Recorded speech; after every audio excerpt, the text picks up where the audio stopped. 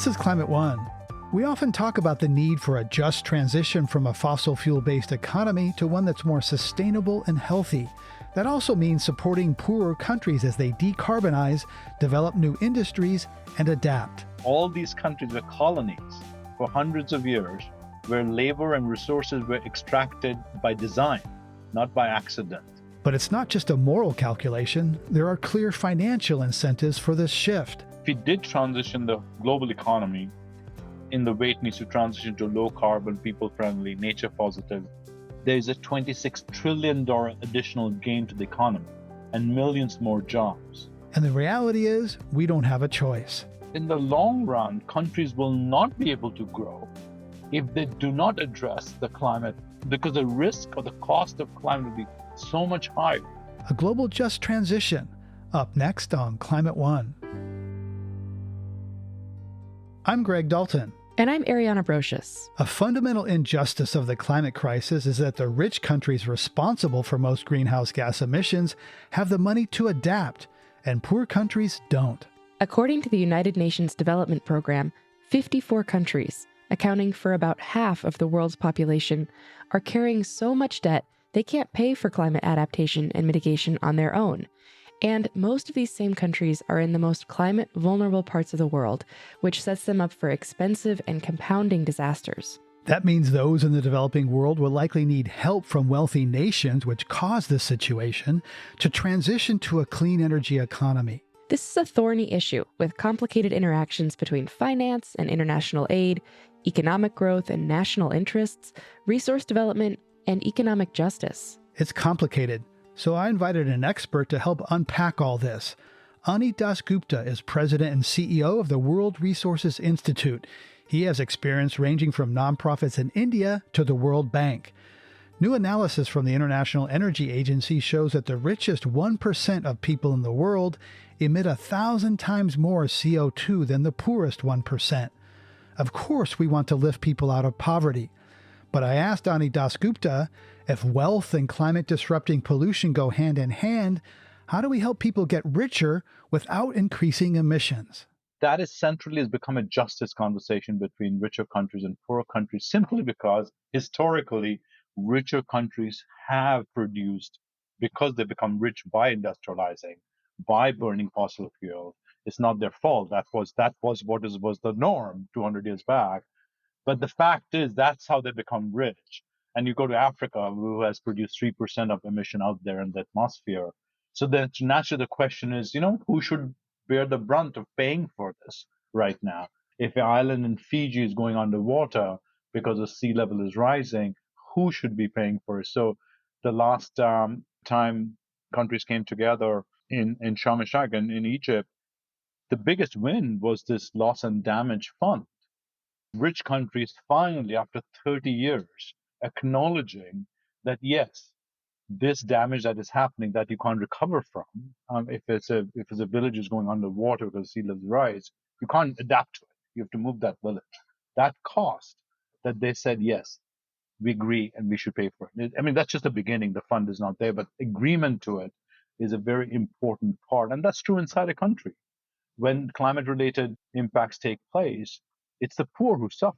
If there's a land you can't grow crop on, it's the poorest farmer who suffer. Or if there's no water, it's not the richest who suffer because they can afford the rising costs. It's the poor who suffer most. I personally think the good news is vast evidence shows that it is possible to grow our economy and take care of climate on agriculture, on energy, on transportation. And not only that in the long run, countries will not be able to grow if they do not address the climate, because the risk or the cost of climate will be so much higher that you won't be able to grow anymore. Research we have done shows if we did transition the global economy in the way it needs to transition to low carbon, people friendly, nature positive, there is a $26 trillion additional gain to the economy and millions more jobs. That is what the evidence is showing. But how does it happen in every country is something we need to all figure out one by one. In every country, transition will be different. Right, and the U.S. has shown the U.S. emissions have gone down while the economy has gone up. So it has decoupled emissions from growth. So that's possible in a rich country. The question is, how We does actually showed 37 countries, Greg, in our evidence that actually has bifurcated growth and carbon emission. And some of these countries were not the richest. right? But there seems to be underlying this conversation that kind of richer countries are rich because somehow they've got some things that they, I don't know, do better. Most Americans don't have a passport. Very few travel outside the United States. So it's hard to develop empathy for people you've never seen. So, how do we get to a place where there's more humanization and empathy of this conversation? You told me that you interviewed Wanjira Mathai, who's our head of our Africa program and a leader on her own right. And she said this is the gap here is a gap of empathy between countries, between people. The climate or the atmosphere doesn't respect any national boundaries. It is across the world. And we cannot solve the problem without us coming together. A very good example of that, Greg, is that we all talk about climate change, and quickly it becomes a discussion of energy, how we need to use different energy, how we need to move away from fossil fuel. All that is true. But at the same time, there are 740 million people in the world who don't have energy access. So for them, the question is not whether it's fossil fuel or not. The question is whether they have electricity in their home or not.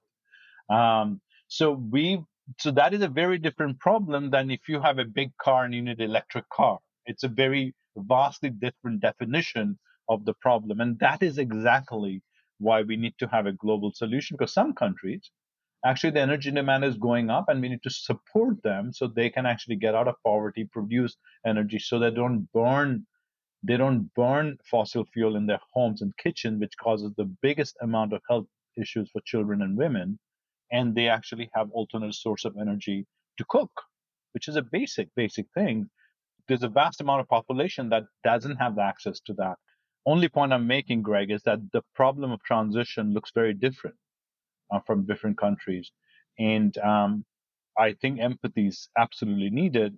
But I also must tell you that I'm actually quite encouraged how the current administration and the Congress pushed together three of the most ambitious climate related policies ever in any country, especially in the United States: the infrastructure bill, the Inflation Reduction Act, and the CHIPS bill. But what is very interesting to me that they frame that transition as an economic transition. The word climate doesn't come up in any of the three bills. They're about shifting the economy, creating jobs, focusing on Justice 40, which is what they've said. And I think that is the story in any country, that how do we transition our economy to a more competitive economy in the world. So what I'm saying is, if you focus on that transition, if you understand that transition, you would understand what other countries are going through. And that's what the group of 20 is the world's 20th largest economies are working on that. They pledged to give Indonesia $20 billion to help retire coal plants early. This was seen as a huge breakthrough in funding a just transition. Yet Indonesia, the fourth most populous in the world, is still building new coal plants. You recently returned from Indonesia. What struck you personally there about a just transition? What struck me is how difficult and thoughtful we need to be in this just transition part.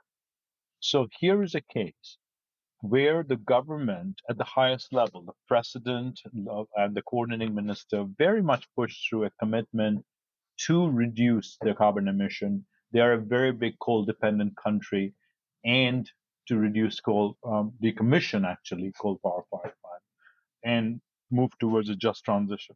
The world pledged $20 billion, $10 billion public, $10 billion private.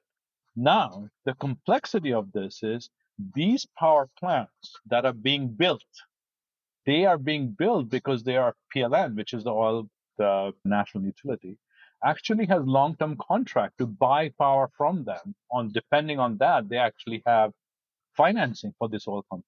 So there are contractual agreements that are existing already that allows these coal-fired plants to be financed by different countries, China, Korea, Japan. So the next step is to unravel and figure out how does one take this off the table and what negotiated outcome is for the financiers, for PLN to be them insolvent, so they don't go to jail because they are throwing out contract. What I'm saying is this complexity of working through is the next step.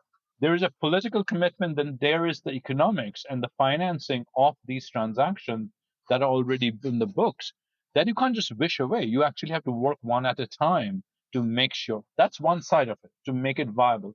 The second side of it is to figure out what happens to employment for people who used to work in these places, which is what South Africa is trying to figure out, which is a very important part of the just round. So we have been encouraged how South Africa has dealt with it. They created a commission under the president to actually look at the transition as a multi-party, multi-voiced commission. In South Africa, they're lucky to have a very strong labor movement who've been very much part of the conversation about training, who gets a job.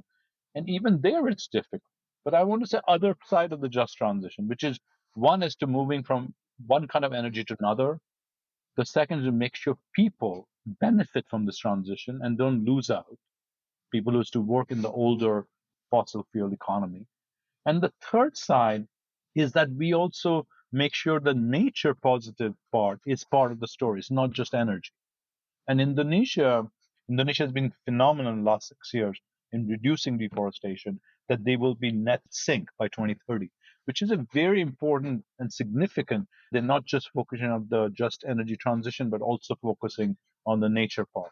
I do think, Greg, they need to do a lot more on the transition of employment part, which will come next as these different plants get decommissioned. So that's really helpful. Flipping off a coal plant's not so easy because there's lots of contracts and funding intertwined with them in Indonesia. The same is true in the United States as well. Absolutely. Jobs are a key part of that. And then financing.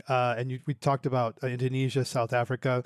A lot of the just transition there is actually as debt rather than just actual grants. And so the question comes up about how to help these countries without increasing the national debt, which in international development, that's been a big real problem, right? Loading up developing countries with crushing debt. So you've talked about the need $5 trillion to between what's spent and what's needed to make this energy transition. Where will it come from? And will it all come from debt?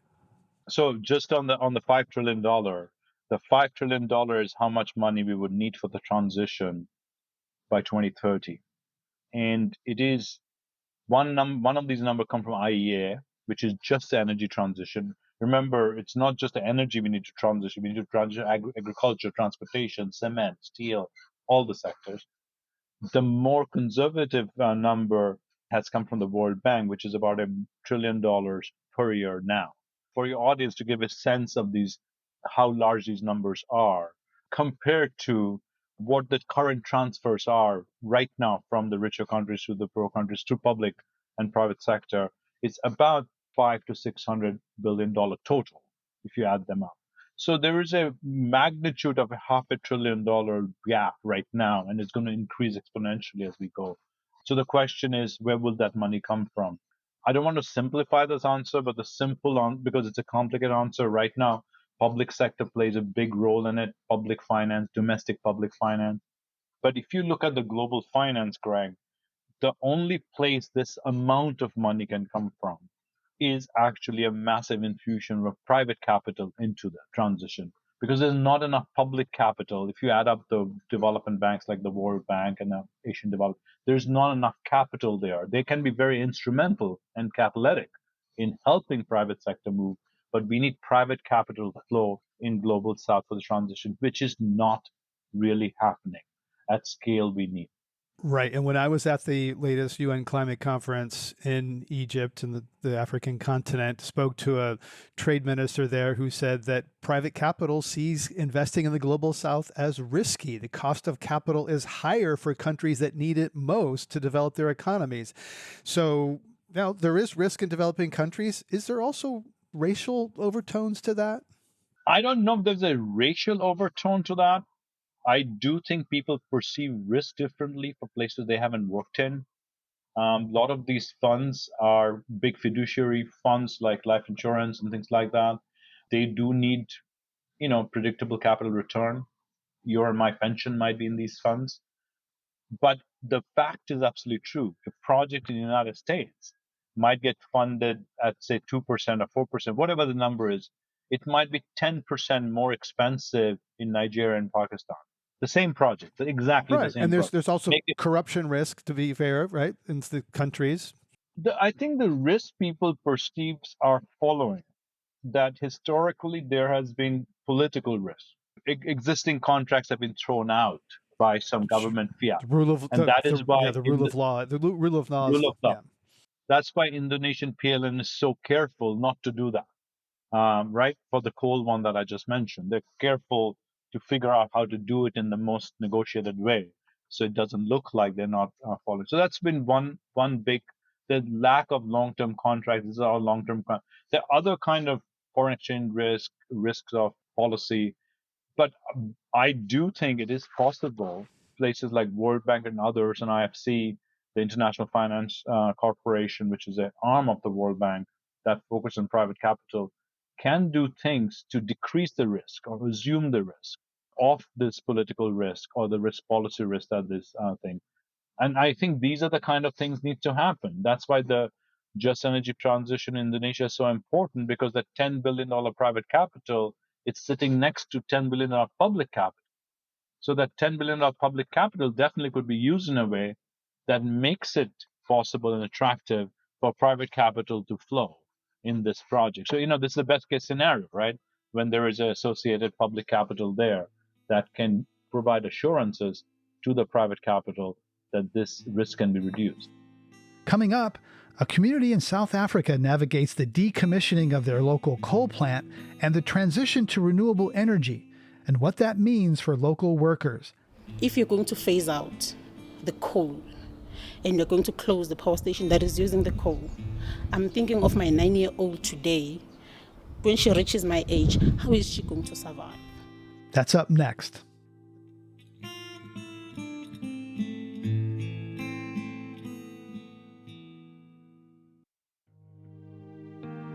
We're talking about how to create a just global climate transition with Anik Dasgupta, President and CEO of the World Resources Institute.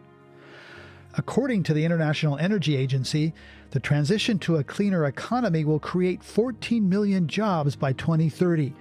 At the same time, 5 million fossil fuel workers could lose their jobs. That's a net gain of 9 million jobs, but that's still 5 million people out of work. And these new jobs may not be in the same region and will require new skills.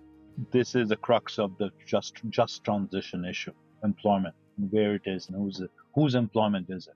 The transition can replace the job, in theory. That's the bottom line. But the biggest issue is, where are these jobs?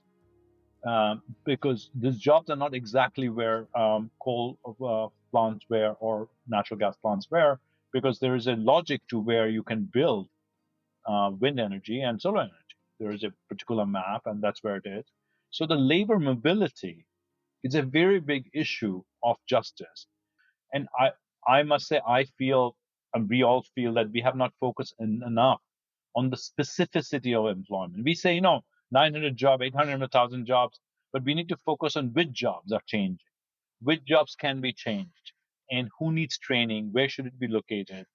This is something that's happening in states now here. Not all. We want to see more happening in South Africa, but not enough granularity is not there in place. I also want to see, Greg, that these big oil and natural gas companies in the world, United States, for example, actually right now have the most spendable capital in this business, much more than the governments have, and the most trained personnel. So if these companies actually shifted, they actually bring capital and personnel that you absolutely need for this transition with them. So for me, it'll be good to see, when will these companies, they're not yet in the path to transition, but when they are, that will be a very positive shift for all of us. Right. In fact, they're actually going the other direction. BP has backed off its climate commitments, et cetera. So they're spending capital where they get the most returns. A WRI podcast on the just transition in India looked at what happened to the local community when some seemingly underused land was transformed into the world's third largest solar energy plant. Sounds really good, although the landowners got money, but the local agricultural laborers lost out. That land was no longer available to be farmed. What does that say to you about how clean energy can widen wealth gaps? And as you kind of alluded to earlier, the poor often get screwed either way. They do, and that's why that example is a perfect example, Greg, that we need to be much more thoughtful about not only people and employment, that people in those communities are part of the decision making, that it is not just transition, is not just everyone's getting a job, but communities that get impacted by whatever, if it's infrastructure, about land. Land is a big issue, both in the United States and in India, because both solar and wind require a lot of land, transmission requires a lot of land. And a deeper understanding of who's getting impacted. So, an example, very similar example in South Africa, which is a well-meaning, the first decommissioning of a 60-year-old coal plant took place recently, where they did the analysis. They said no one will lose jobs, and they said they will get trained, all those good right things. But it turned out the community turned and basically said this is not good enough. If you're giving a package, that doesn't mean people are not losing jobs. And also, they said this is all about formal employees of the company. There's a huge amount of contract or day laborers in this that got nothing about it. So I just want to point out you're absolutely right. We need to understand the complexity of who is getting impacted and who is part of the ecosystem, not only directly employed by the coal plant, who is dependent on the coal plant, for example. And that is a bigger ask than just training of employees that actually you are employing right now. So this, Greg, is also a political question of power, and how people participate in decision making. Because a lot of it is very top down right now, right? If you think about just any chance in Indonesia or South Africa, government has made a plan to do this, but how it gets implemented and how just it is, I think will not only matter for a moral side, Greg. I actually think you won't be able to implement these if people do not see benefit out of it, because they won't elect the government who is pro these things next time. It's a political issue, right? Right. And oftentimes the costs are today and the benefits are tomorrow or in the future or somewhere else. And that's one of these challenges. Developing countries are often characterized as climate victims. I spoke with your colleague Wanjira Matai, leader in Africa. She said the problem with that framing is it makes it sound like people in developing countries are sitting around doing nothing. And so how do you think about the language and framing? Because, we've learned in the last few years, certainly I have, how white supremacy is enshrined in the U.S. Constitution. The global North tends to be these white countries that somehow these developing countries, they're less developed because of some kind of reason, right? There's sort of Yes. there's sort of. I think a big reason is that these countries that we are talking about just now, all these countries were colonies for hundreds of years, where labor and resources were extracted by design, not by accident. So you can't forget that, right? This is not by accident these countries are poor right now. Poorer, not they are. Mm-hmm. Some of these countries are not poor. Indonesia is not a poor country. Mm-hmm. It's a middle income. South Africa is not. But they are poorer because extraction of labor and resources. And we need to acknowledge it. I mean, that is why this is such a tricky conversation. That is why it took us 30 years to have a loss and damage fund.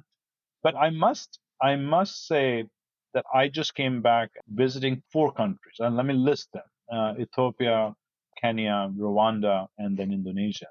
And I met with senior leadership of ministers, presidents, and not single one of them think they're a victim. And not a single one of them, I felt, oh my God, they're reluctantly embracing what they need to do. They are rushing forward. They know what needs to be done, that climate is a reality, their people are suffering. They need to do something and not wait around. And each one of them, I can actually list what they're doing. So I very much agree with Vanjira. I think this idea that they're just sitting around being a victim, that's just a misrepresentation. These are ambitious leaders. They're trying to figure out what to do in a very difficult situation. How do you do this? Okay, we agree, just transition. But what does it mean? How do you do it? We'll hear more from Ani Dasgupta in a little bit, but now we're going to take a closer look at one of the examples he mentioned in partnership with Foreign Policy's climate podcast, Heat of the Moment. Reporter Elna Schütz visits a community in South Africa where a coal-fired power plant was recently decommissioned by the country's utility, Eskom, using a just transition framework. While funding and plans have been put in place to help the community recover after losing its main economic engine, many locals remain concerned about their present situation. Komati is a small, quiet town in rural South Africa in the Mpumalanga province. Really small. The kind where chickens run in between the houses, which are all older brick buildings and look a bit the same. The town has the same name as one of the oldest power plants in the country, built in the 1960s, and with good reason. The fate of Komati village has long relied on that of the plant and its accompanying mines. But Ward Councillor Edward Nyambi explains that just a few days before I visit, in November 2022, everything has changed. On Monday, they were shutting down the power station. So we as a community and the people that were working there, we are very, very disappointed. But we cannot do anything on that because they've explained to us that the power station is too old. Councillor Nyambi is in a tricky situation. On the one hand, his community needs jobs and investments, like clinics and more public spaces. But on the other, the power utility and Eskom have long supported the area and have to fulfill their climate commitments. In fact, all of Komati is stuck in this balance. We can theorize a lot about how a just energy transition should work, but here's an example of what it actually looks like on the ground when it happens. We are entering into this just energy transition phase by converting that power station into these three technologies: wind, photovoltaic, and natural gas. That's Sikunati Manchancha, the national spokesperson for the country's power utility, Eskom. And we are training the staff that was working at the power station to actually be technicians that can build, that can assemble, and that can maintain the renewable energy components at that power station. Noella Molefe, a senior advisor from the Eskom team, talked about how the existing energy infrastructure in this part of South Africa is a key reason why jobs should be able to remain in the area. So Mpumalanga is very well endowed with a lot of resources and can easily become the energy hub for the energy transition, and is more likely to transition more quickly than any other place in the country. Most of the power stations are situated in Mpumalanga, and therefore we have the grid that is already readily available to connect the renewable energy. So that is one positive aspect for Mpumalanga, as well as the people. We've just reflected on the unemployment rates, and there are approximately 200,000 people that can be trained or reskilled to work in the renewable energy sector. While the future is bright, the immediate implementation is tricky. On that Monday, the plant is decommissioned, and some of the workers or contractors are sent home. On the Thursday, Eskom hosts a town hall consultation in Komati. Many attendees are reacting to the company's plans with skepticism and derision. It's foreign to us. Whether it's good or bad for us, we have to take. Margaret Mashlangu was born in the area and has lived in Komati since the 80s. She's worked at the power station for many years, hopping from one contract to another with different service providers.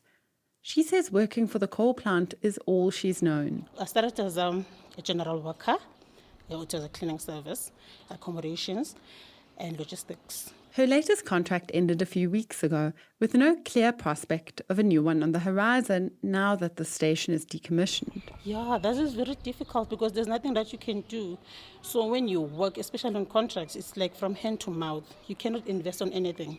Margaret is trying to help herself and the community in the shorter term by growing vegetables on a small plot of land. Still, she feels that the people on the ground aren't being helped. So people will survive.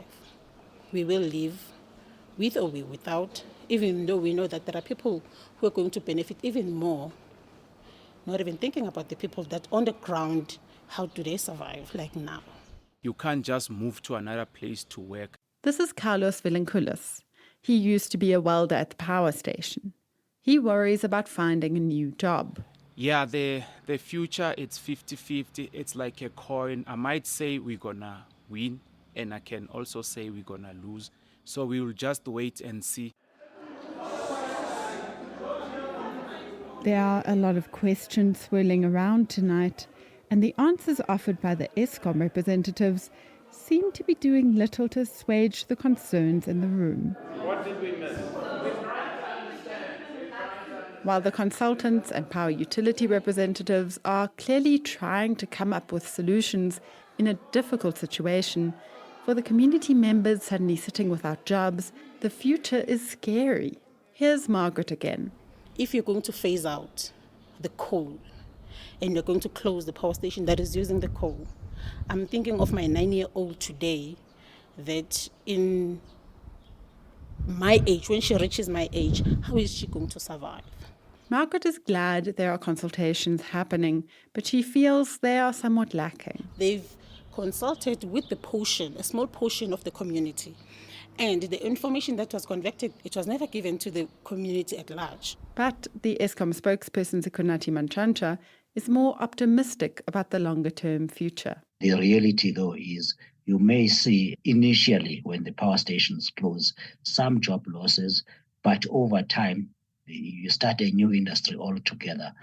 This will be a net job creator. There are estimated 300,000 jobs to be created out of renewables in those areas over the next 20 years, which is way more than you currently have in coal and can ever have. Filling the gap between what's planned and the reality on the ground will take a collective effort that all these different players, from Eskom to the government, are trying to make central. Lives are being disrupted, but the hope is that the investments being made today will pay off not just for the climate, but for the community as well. The World Bank has been working closely with the government and Eskom for many years. Here's the country director for Southern Africa, Marie-Françoise Marie-Nelly. What we understand is that for one job lost, there will be 2 or even 3 new jobs created. Unfortunately, the challenges are that the jobs may not be created in the same area where they will be lost. And secondly, the new job may not be able to occur at the same time. So that means that there is a need to have a proper strategy to support not only the employees, but also the communities. While plans have been put down on paper, whether this all works out is another question. That was reporter Elna Schütz with Heat of the Moment podcast, a partnership between Foreign Policy and the Climate Investment Funds. Coming up, a key and often overlooked aspect of this shift. Every time you hear about climate, you hear about energy, which is obviously important. But I must point out that is just half the story. Most people in the world, the poor people in the world, are employed on land and agriculture. And agriculture produces 35% of emission in the world. That transition is as important as energy transition. That's up next.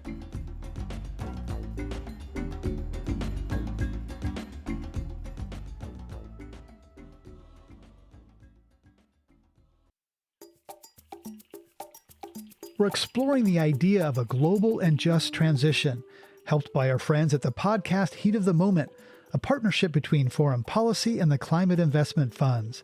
Now we head to Bolivia, where Amy Booth reports on the country's nascent lithium mining and EV industries. I'm in Cochabamba in central Bolivia. This is a beautiful city where the avenues and squares are lined with immense palm trees and intense purple bougainvillea flowers spill over the walls of the houses. You can see why it's known as the City of Eternal Spring. But despite its beautiful weather, the city faces a pernicious problem.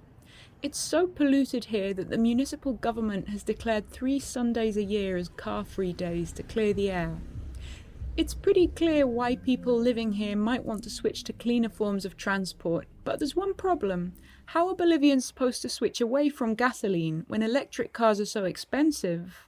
Even the cheaper Tesla models tend to cost at least $40,000.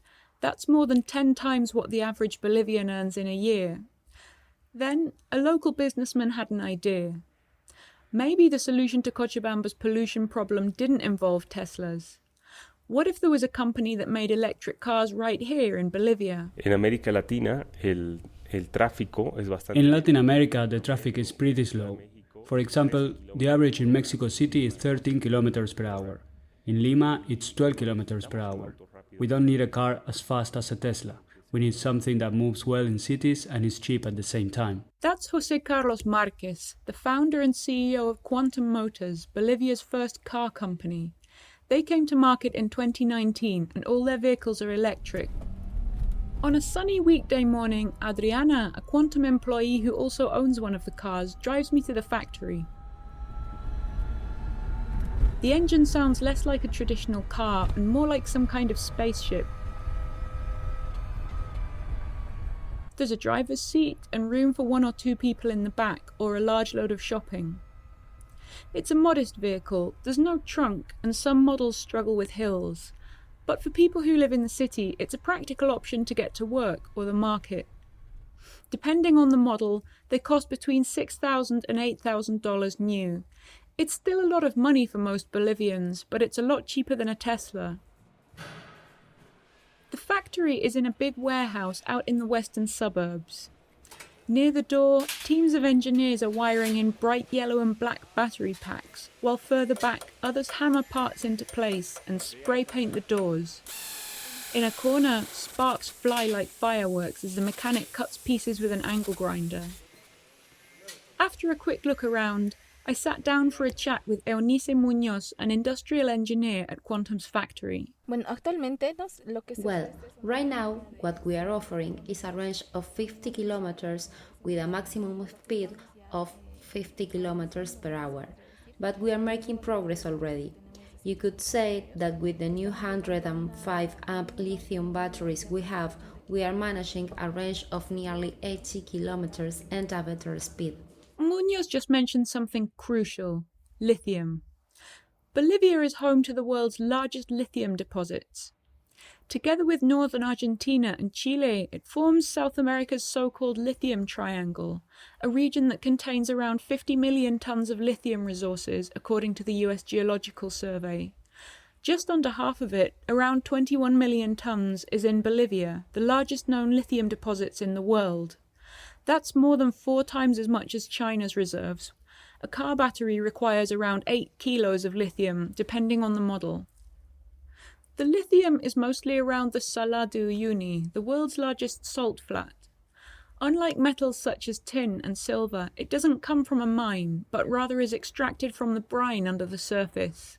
The solution is pumped into giant evaporation pools so it can dry out and become concentrated. Then, the lithium is extracted via chemical treatment and filtration. But while Chile and Argentina have become major producers and exporters of lithium, in Bolivia, bringing it to market has proved more complicated.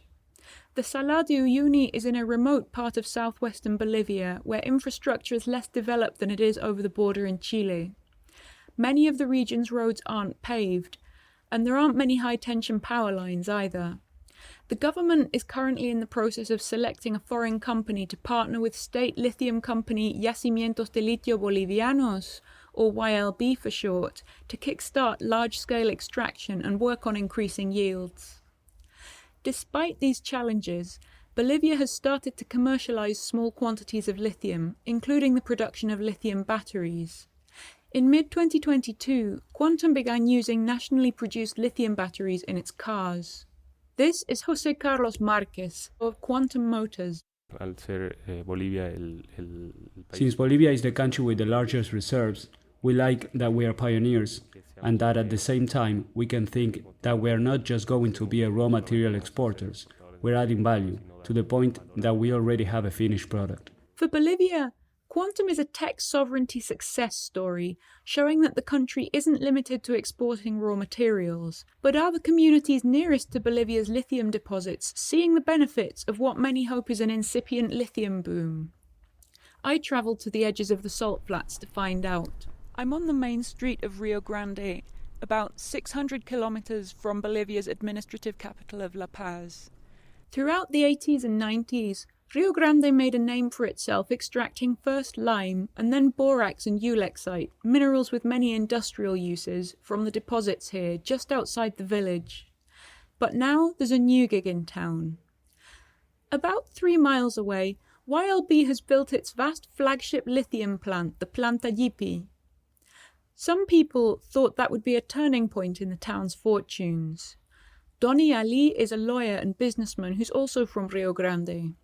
The idea that his small community was about to transform into a bustling commercial hub inspired him to open the aptly named Lithium Hotel in 2016. But the reality hasn't lived up to his expectations. I thought that having the Lithium Hotel here, it might be the accommodation center for investors, business people who would come here for the lithium. A lot of the professional people who might come and work on the project. But that's not what happened. So far, the main job lithium has brought to Rio Grande has been driving trucks. But Ali says truckers were disappointed to discover that the pay was actually lower than in the borax industry. What's more, the truck driving work came with conditions attached. Unlike borax and ulexite, lithium extraction is a water-intensive industry, and he says it was part of an agreement whereby YLB gave them work in exchange for being allowed to extract the community's water. Now, Ali and others worry that they don't know how much water is left. Although they've given us the opportunity to work with the skips on the salt flats, they haven't fulfilled their other commitments, like for example keeping us informed about the water levels in San Jerónimo wells. And we don't have precise information about how much water is being consumed each day and what reserves are left either. I spoke over the phone to Meraro Ramos López, cacique, that is, leader of Maicu Villamar, a remote indigenous Quechua community of 580 people. Recently, Merardo went out to the Pastos Grandes lake and got a nasty shock. So, on that occasion we visited the lake and the Pasto Grande salt flats, and we found that YLB is currently exploring there. The lake is on his community's land, he said, and the community should have been offered prior consultation before works began. But even though he's the cacique, he didn't know about it. When he spoke to YLB officials, they told him they already had the environmental permits. Really? I'm angry. How is it possible? They are working without taking account of an indigenous community. Dr. Diego von Vacano, a political science professor at Texas A&M University, who has worked as an advisor on lithium policy to Bolivian President Luis Arce, agrees that YLB needs to do more to consult and include local communities in the area where it's extracting lithium, as well as cutting down on water consumption. But going forward, there are reasons to believe it could improve. I think the new technologies will not necessarily use water to the extent that they have been using in Chile, for example, with very bad effects on the environment. So I think if Bolivia, using the right technology, using less or almost no water eventually. He's referring here to direct lithium extraction. That's a new method of extracting lithium. It's a developing technology that's still being scaled up. But if they can get it to work in Bolivia, it would not only use far less fresh water, it would also be faster because it doesn't rely on waiting for water to evaporate from the ponds. In the 2000s, Bolivia largely nationalized its oil and gas industry and plowed the profits into social programs that helped to reduce poverty. Now, with gas reserves dwindling, the government's dream is that lithium could do the same. That was reporter Amy Booth from the podcast Heat of the Moment. Their whole season is focused on these questions surrounding a global and just transition. Check it out wherever you get your pods. I also talked about Bolivia's lithium resources with Ani Dasgupta of the World Resources Institute.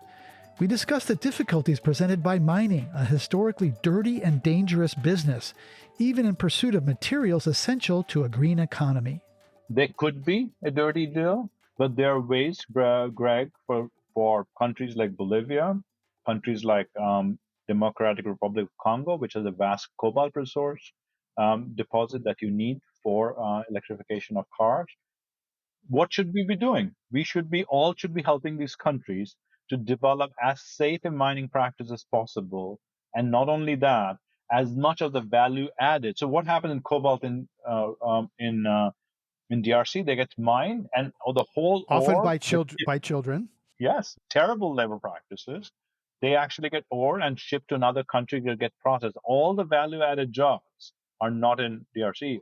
So this is exactly what we should be helping these countries, so that they actually have a resource now, that they have a developer practice that does not include children, and we know what safe mining practices look like, and how we can help these countries to develop an industry that is low carbon, that creates a value-added job.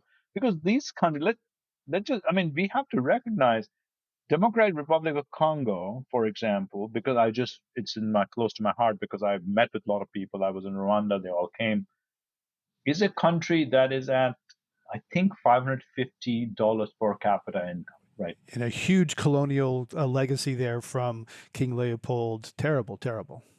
Right? So that country, if you think about it, absolutely needs growth, economic growth, employment, livelihood increases of its people so that income rises. That is a political leadership. That is their primary occupation, to make sure a country that actually can grow. So we need to not just talk about decarbonization. We should be talking about what does this modern industrialization look like at this moment for this country? What would create employment?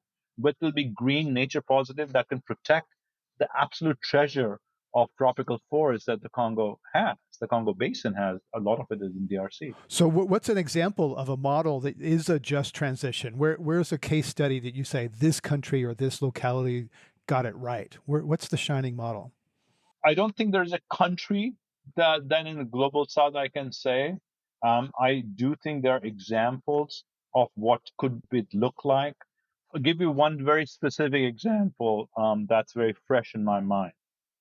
Vast amount, 60% of Africa's land is degraded. So it's a huge potential and a massive amount of people, more than 60% people, are dependent on land for their employment. So you can imagine, if you make the land productive, it's a huge impact for us. So one of the programs that we are doing with the African Union is how to restore this land. So that would seem like a good thing to do. I met a entrepreneur, very small entrepreneur, 3-women firm that it seems could not raise any money, but got a small amount of money from this project that we're doing, not much more, like 100,000 or something. And what they do is they buy macadamia nuts from farmers, process them, open, and sell macadamia nuts to the world as a commodity. So that's what they do. And by doing this with farmers, they are able to restore land, because provide healthy growth of macadamia trees, which is, once you grow them, it's a supporting farmers to learn how to do them and take care of macadamia trees. They have now 7,000 farmers they are supporting. This small firm of 3 people, and their ambition is to support 180,000 farmers like that. This is an example for me, Greg, where you're creating an economic opportunity to 7,000 farmers, doing it sustainably, providing income, creating new business that has its own cycle, own virtuous cycle of growth. Because, as I said, these 3 women have an ambition plan to grow. They just raised $1 million in private capital. These are the kind of things we need to be seeing across the world, that we actually have a plan of economic development, so people have an option. Otherwise, people will be dependent on of destroying the forest they have, because if there's no other opportunity for them. That's a very visceral example for me when I met this team or this firm, that what needs to happen, but one small unit at a time. There's not one silver bullet. You do this and it's done. But how do you grow this new kind of economy that is supportive of the recovery we need and the shift to a low carbon future. Right, and that $1 million is kind of, it's not microfinance, it's not big dollar project finance, and there's money out there, but there seems to be gaps in like how do you get that money? You need to do that for 1 million people, right? That $1 million. And how do you find all those people, and what's the infrastructure to get to match the people with the money? That's what's missing here. There's a very, very, very fantastic program we are part of with Africa called AFR 100, Africa Restoration Project 100. 100 is 100 million hectares of land that the governments have agreed. Actually, they've agreed to restore 121 million hectares. 31 countries are part of the African Union. This is the kind of way I feel. And I want to highlight this example simply because I think too much of the just transition or transition is very focused on energy, which is needed. Because every time you hear about climate, you hear about energy, which is obviously important. But I must point out that is just half the story. Most people in the world, the poor people in the world, are employed on land and agriculture. And agriculture produces 35% of emission in the world. That transition is as important as energy transition. Right. And more connected to livelihoods than energy transition. Personally, I'm worried that the underlying problems of human greed and capitalism itself are such that tinkering with the financial rules are not going to be enough. What's your take on capitalism, and can we solve this energy transition and this equity transition within the structure that we have? The current system of how we allocate capital is not producing the results we want at all. Because actually, if you look at every country in the world, including the United States, the division between rich and poor actually increasing. Our societies are becoming more unequal as we go forward. But my answer to your question is, I actually do not think I am viscerally against capitalism, which means a market's ability to allocate capital to the right places that is needed. It's that our capitalism is not valuing the right things. It is only valuing profit of a particular kind while we are extracting from labor and from nature at free cost. So if we had a capitalism that actually valued what the atmosphere we're destroying or the pristine tropical forests we're destroying to produce soybean in Brazil, or labor we're extracting without paying for it, we need that capitalism. Yeah, the capitalism that values the pollination that bees do for us, that helps our food, without which we couldn't have our food, right? Or biodiversity, that is critical. So World Economic Forum published a report, I think 2 years back, saying out of the $80 trillion that is a global economy, $44 trillion dependent on nature providing the services providing. Think about that for a second. More than half of the capital of the world is dependent, yet our system that we have doesn't penalize or reward you for taking care of nature or destroying it. It's just ambivalent. So my answer to your question, Greg, yes, it is not, we don't have a system right now that actually allows us to produce a world that will be sustainable. And all of us, all 7.5 billion people, will be equal parts of it. It's just extracting one part to reward another part, both of people and of nature.